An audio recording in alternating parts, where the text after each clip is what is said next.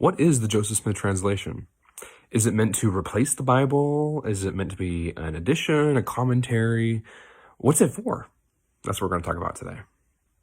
Okay, first and foremost, the Joseph Smith translation is not meant to replace any other translation of the Bible. It's not meant to replace the Book of Mormon. It's not meant to replace anything.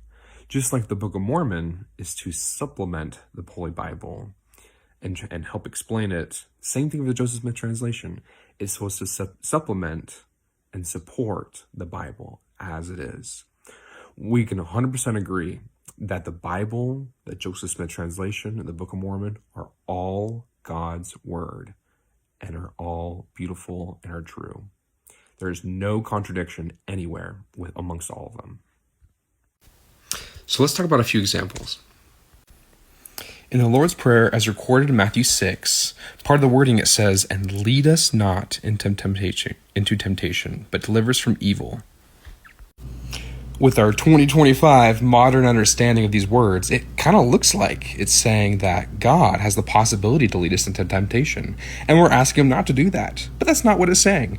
Remember, this is written in 1611. That's when the King James Bible was first published. And so the Joseph Smith translation clarifies, by the way, not corrects, clarifies, "and suffer us not to be led into temptation, but deliver us from evil." It's saying, God, help us not being led into temptation from other things. Please deliver us from this evil. In this specific case, what it looked like the Joseph Smith translation was doing was helping clarify what the original King James Version is actually trying to say in more modern terms. Now, another example is looking at Genesis, the first few chapters, and also Moses, the book of Moses, first few chapters. What the book of Moses actually is, it's actually an extraction of the Joseph Smith translation. It's not just one verse, kind of like that Matthew 6. It was like chapters that were translated.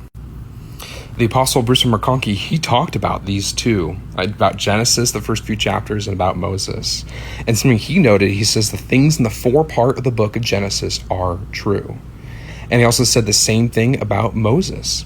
They talk about the same thing, but they have different ideas that are expressed. They have different events that are happening that are being expressed.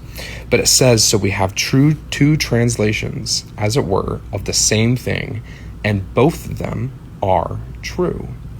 Kind of just like with Matthew, Mark, Luke, and John. They all express very similar events, sometimes the same events in different ways, sometimes different events that others don't mention.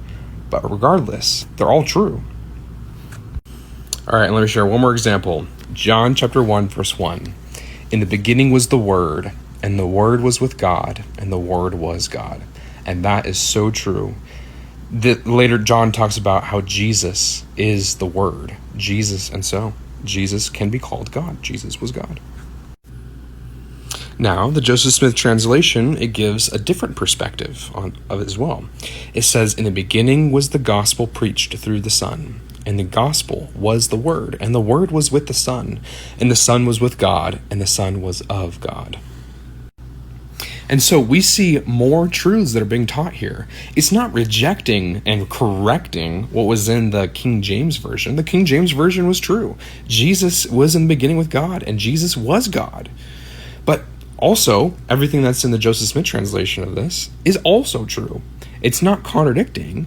It's adding additional information.